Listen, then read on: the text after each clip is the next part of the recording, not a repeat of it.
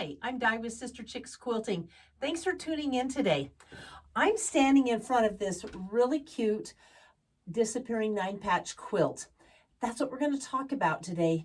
It's become one of my go-to quilts for a quick quilt to make because it looks so terrific, doesn't it? But it's really easy. Today we're going to take the mystery out of the Disappearing 9-patch, and I'm going to show you several different layouts that you can do with it, and you will look like a pro quilter. Let's get started. First, I want to let you know I got a call about a month and a half ago from a girlfriend who said she has breast cancer, and I just hate getting those phone calls, but my gut reaction is, oh, she's got to have a quilt. So that's what I'm doing today. I'm making a Disappearing 9-patch quilt for her, and I'm going to make it out of her favorite colors. She loves spring colors, but most of all, purple. So there's a lot of purple in this quilt today. Let me show you how to get started so you too can make a Disappearing 9-patch. I like to make my Disappearing 9-patches out of 5-inch squares. That way you can make them with a charm pack, or you can cut your own 5-inch squares. On this quilt, I have cut my own 5-inch squares. And you know, the quilt I showed you at the first was made with 4 charm packs, 2 dark and 2 light. And it turned out to be 52.5 by 65 inches. I also put a 5-inch border around, which is included in that measurement. I'm going to go ahead and put a document on my website that shows you the measurements and what you'll need for this quilt. This one I'm working on is going to finish at 67.5 inches by 87.5 inches. So you start out with squares and just 5-inch squares. And what I like to do is I want to make the right contrast. You don't have to do this. You can do any color, but I chose the same color for all of my background squares, and you'll see why I chose this one in just a minute, this light one. And then these are my darker squares, and this is my center square. In this quilt, I'm making them all the same. So every square has a yellow center square with the big pattern, darker pattern on the outside, and then this lighter background color in these 4 squares like this. So you sew them together.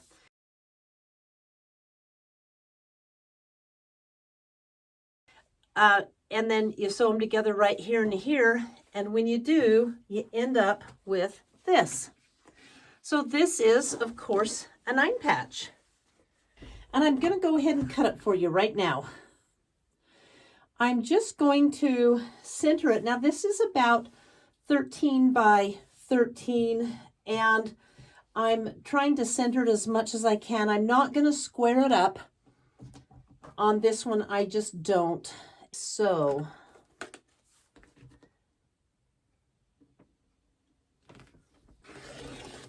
and then I'm going to flip my ruler and cut down the other center of the square. There we go.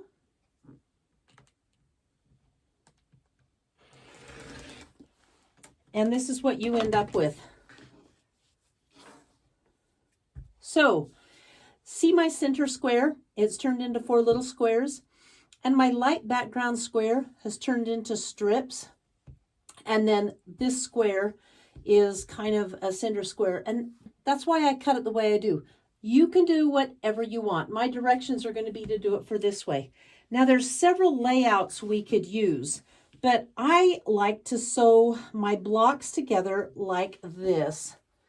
I will turn this one in. I will turn the 2 centers in like that. And that's the block that I'm going to be using today. But let me show you some other layouts because there's a lot of options with this square. Let's go to my design wall. Let's talk about some different layouts that we can do with this block rather than just using the traditional block. So on this one, I have just taken a single block before I've sewn it together, one of the 4 patches, okay? And I've just laid it up like this. So I ran out of green blocks, so I put that one in. But isn't this a cute pattern? And it doesn't look like a 9-patch at all, but it would be a really fun quilt. And the sashing is already in it, guys, so pretty easy on the sashing.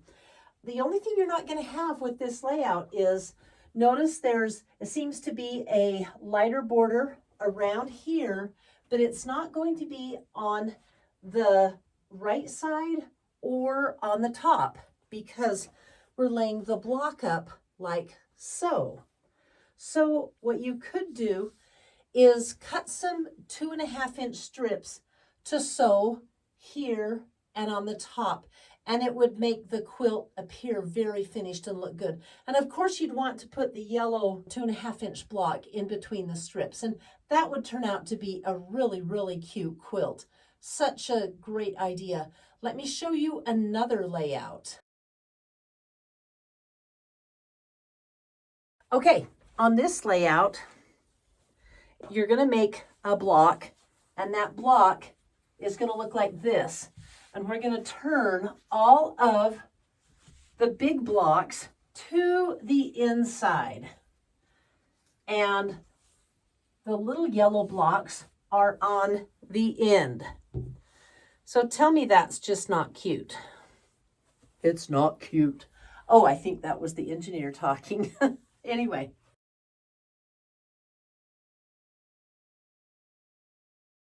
Just kidding, guys. And then we're going to put another one up like this. I think this layout is a lot of fun. It's very symmetrical.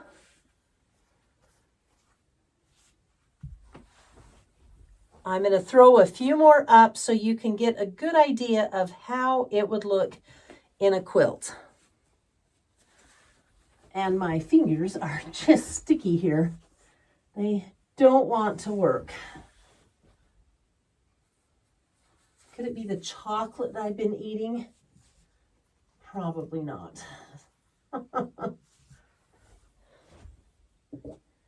Okay. What do you think? You liking it? It's very traditional.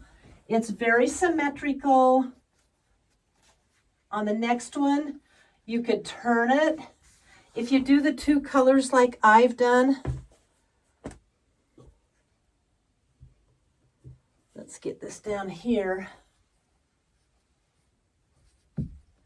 You can go every other one, or you could just take out the green altogether. It just really depends on what you want to do for the quilt. But I think that is just a super fun, cute block. And again, it's very symmetrical. This block is my go-to block because it's a little symmetrical, but it's crazy mixed up. Who doesn't love crazy mixed up?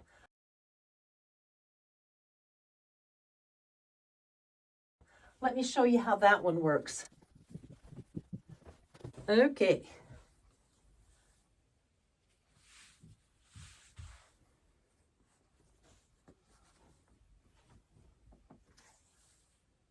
Oh, let's see.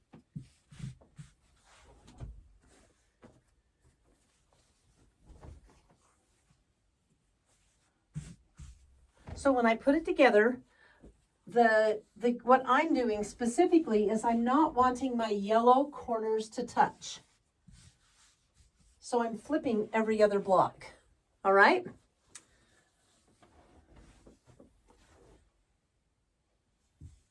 Like that. And let's see. Like that.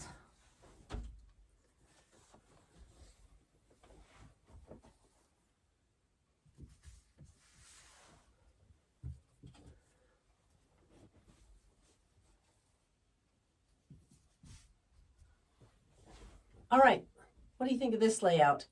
This to me has a little bit more going on, and that's why I go to it for this. I think I'm going to use the design wall, get these all set up, and get this quilt top sewn so I can ship it down to my friend and bring her some love while she's going through her cancer treatment.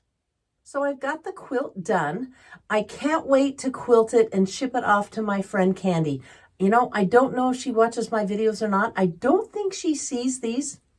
Cross my fingers she doesn't, but I wanted to send her some love. Fighting cancer is not an easy thing for anybody at any type of cancer. It was so fast and easy to sew. And 3 things make it fast. First off, it's a 5-inch square, so cutting it out is very easy. And I'm going to put on my website a link to how many blocks I used in this one, how many 5-inch blocks and how I used them.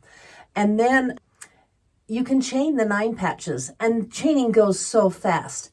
Then I press them all and I cut them all. And when I cut them, I sew them back together all at the same time, and then I press them all again, and you're ready to assemble the quilt. Just slap it up on the design wall. The last thing that makes it easy, I didn't square up my blocks. This quilt is forgiving. I don't square up the blocks. I want you to take a look at this quilt here.